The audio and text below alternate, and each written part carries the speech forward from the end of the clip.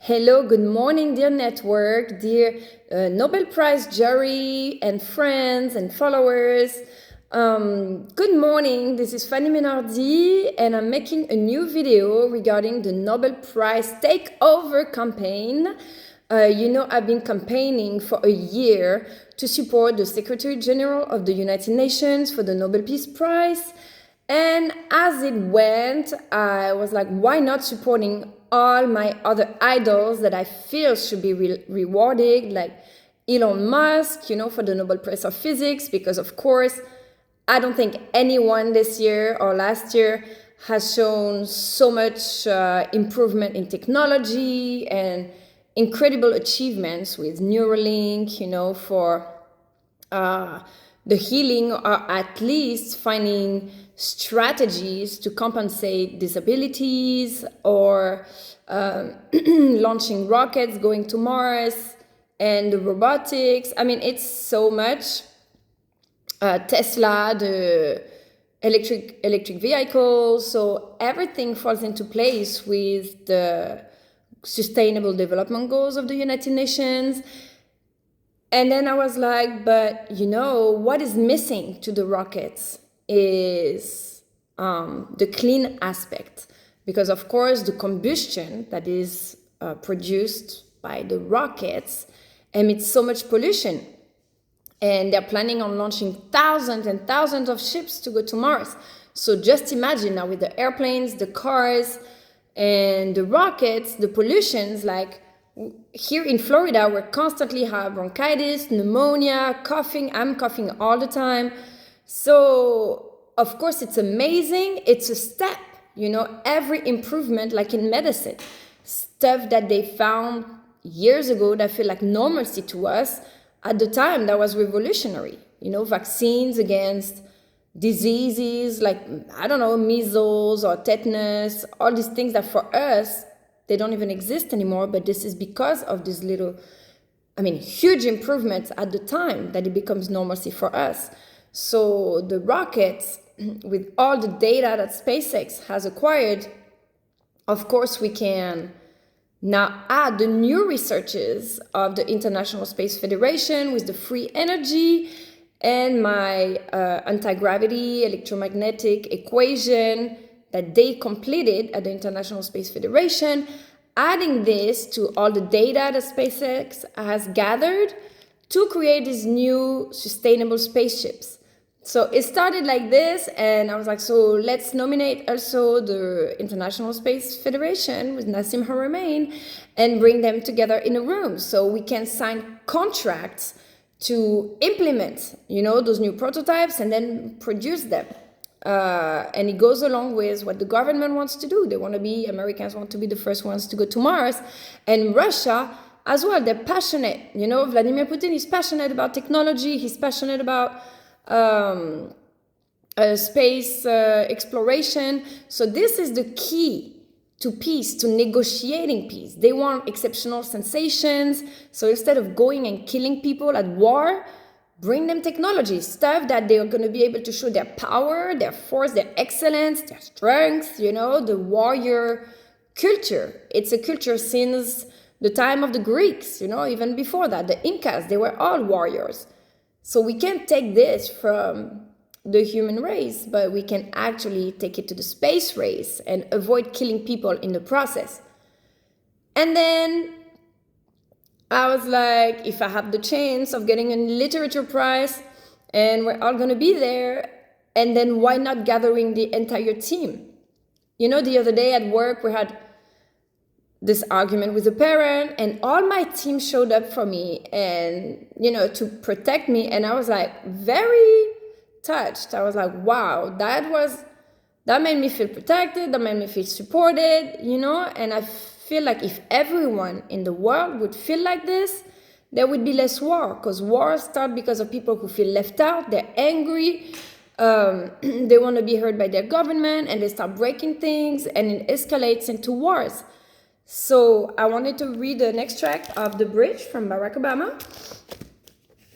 He's not the one who wrote it, but David Remnick is the one who wrote it, but it's about the life of Barack Obama. So I'm going to read 2 extracts today.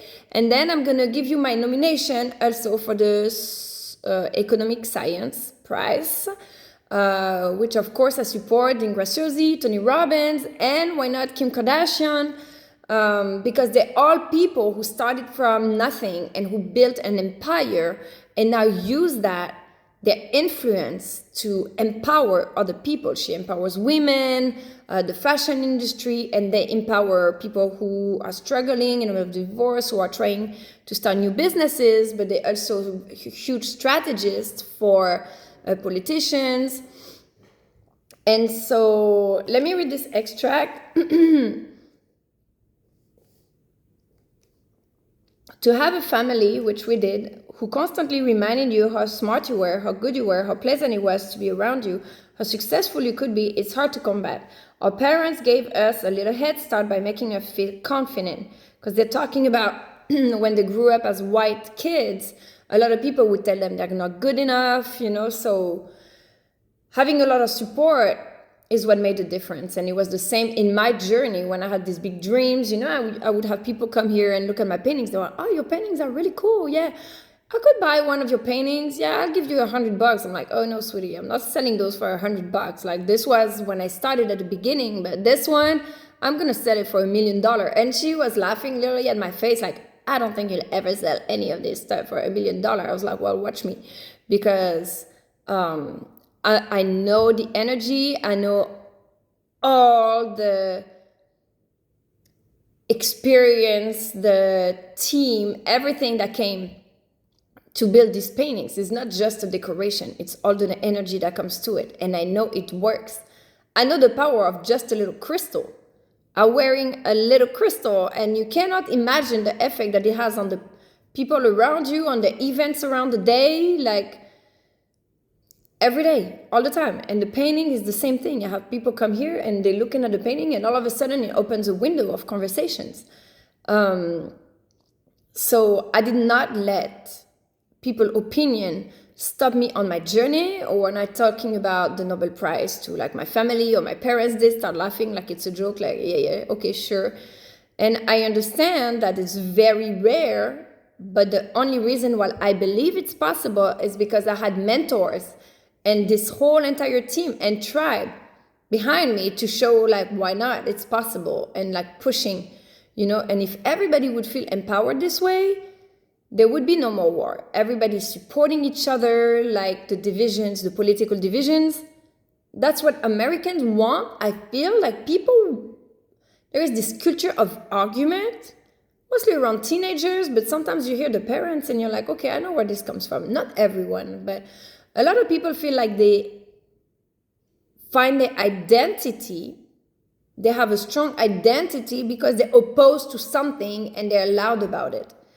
And I'm like, and what if we loved each other and we were loud about it? Instead of being in opposition and creating embarrassing situations, love people and be loud about it. Why not? And the best way, and then of course, I was like, if I'm bringing up Dean Graziosi, Tony Robbins for the Economic Prize, what is it going to do when Elon Musk, they're all potential candidates for the next elections. I didn't even think about that until like last night. And I was like, okay, but that would actually be awesome. Imagine an election. That's what I wanted for the past election. I was like, imagine an election when you have 2 amazing people, running for the country, not against each other, but who has different ideas and who's going to bring them up. Elon Musk would be an amazing president. And Tony Robbins would be an amazing president. And why not one being the vice president or the other? I mean, I would rather see 2 amazing people running for the countries and that people identify with, no matter if they are Republicans or Democrats, than having, some crazy extremist psychopath that's starting to... what I mean is that the problem between Democrats and Republicans is that every 4 years, they rechange everything. Everything that one is building, the other one comes and they undo everything. And then they redo everything and then they undo everything, So we need some continuity. and people who are able to build bridges. Yes, so like Tony Robbins was saying, hope is not a strategy. It's good to have people with different ideas. I don't agree with everything. I love Elon Musk. I don't agree with everything that they say, but yet I agree with a lot of stuff. For example, immigration. I don't agree with the immigration policy. I think we should support immigrants because you don't know why they arrived here, why they have to take all those risks for their family to start a new life. It's difficult and it's risky, and I think it's dumb to put your kids through that. But if they do it, maybe there is a reason. Maybe they didn't have other choices. Maybe they were fleeing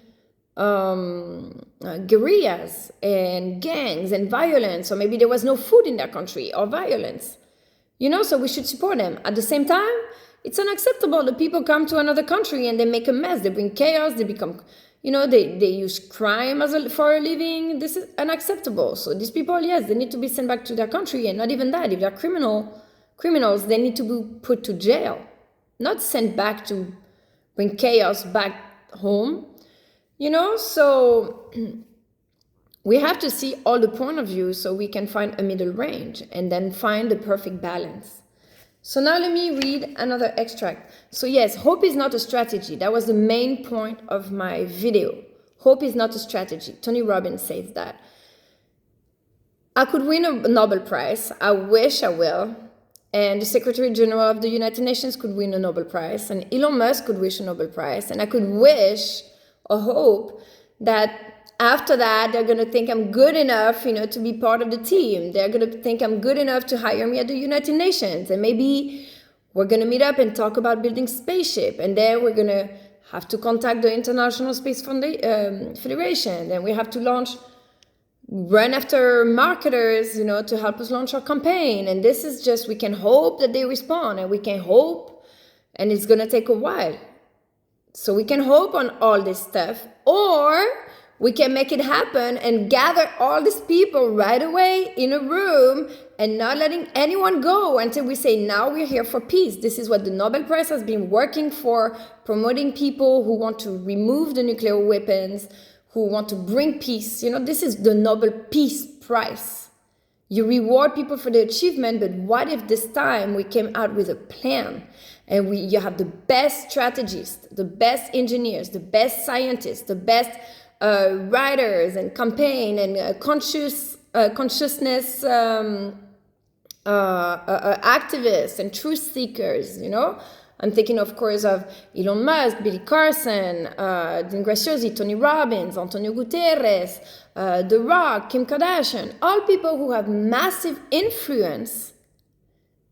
Influence is everything on the mind of people, because if you hate Republicans and you think Elon Musk is the enemy, but maybe you love Tony Robbins, and maybe you think Tony Robbins and Dean Graziosi, they're crooks who only think about the money, you've heard it all, just like teachers, we're all horrible, we wake up in the morning just to know how we can ruin the kids' lives, like you hear it all.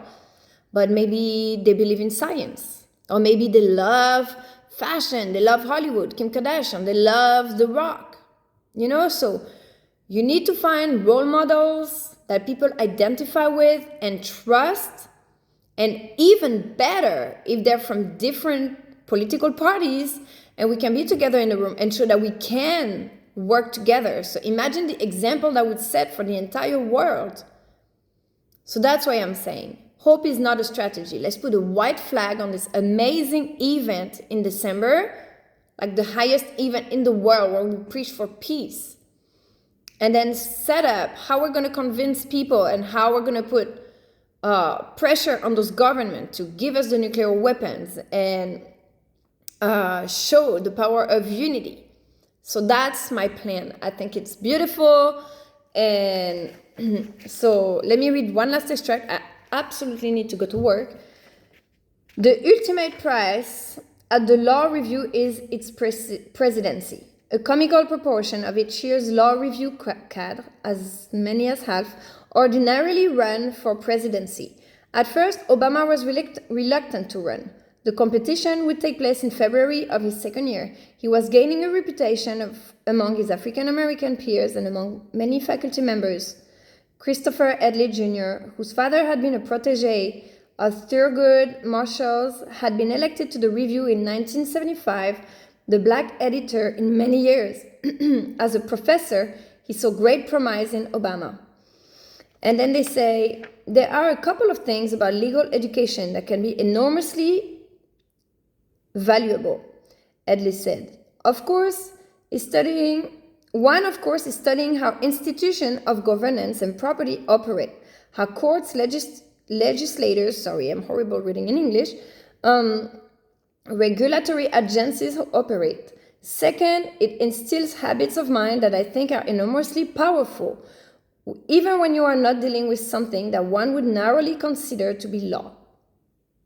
For law students, it's very important to understand the other side of the argument. If you are a litigator, a critical skill is trying to anticipate and dissect the best argument your opponent is going to make. So you drill down and understand his argument as well as your own. That gives you a certain humility because it forces you to face the weaknesses in your own position and to appreciate that any difficult problem has by definition good arguments on both sides. That's where Barack Obama was strong.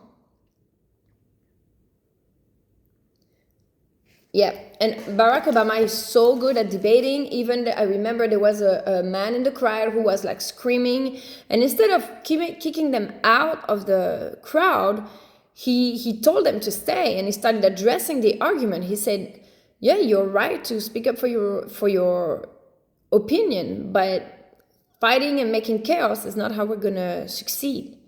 Okay, we have to ally and take the little steps to reach that point. And this is what kids don't understand sometimes, is the generation of instant reward. You know, they want the thing, they have TikToks, they look at the TV shows, they have all the hundreds of TV shows they can watch. When we were young, you would watch a show, you have to wait for another week, to watch the next show. And it was patience, and learning to wait. And I feel like even writing my book, it took me years, to write this book. And it was so frustrating. I didn't have a job. I did not have the income, the money. But then this is how I created an encyclopedia. And then same for learning a language. And I feel like we really want to, I don't support what they did to me, how they made me grind and didn't invest in my business. They, money-wise, financially, I was in crisis. Like if I didn't find this job, I would probably be homeless right now, and it's not easy to find a job, even if you have a master's degree, something that actually supports the way of life that you want. I don't support that part, the grind. I believe in making the way easy for people. I believe in giving the answers. I believe in helping out, but at the same time, maybe that struggle is what made me so loud and indignated that I was at the point that the right people could hear me. I'm not justifying. Actually, if I would be part of the team, I'd be the one who makes sure that this doesn't happen again. That's just my journey, okay? In the meanwhile, they're helping a ton, millions of people. Tony Robbins, he gave billions of meals to Feeding America. Dean Graziosi, he helps millions of people with his events online to make it free for everyone. Even their mastermind platform, they basically give you free trials and help you stay, as long as you need, so you can get the support and the content that you need to create your business and shortcut all the efforts you have to put in the process.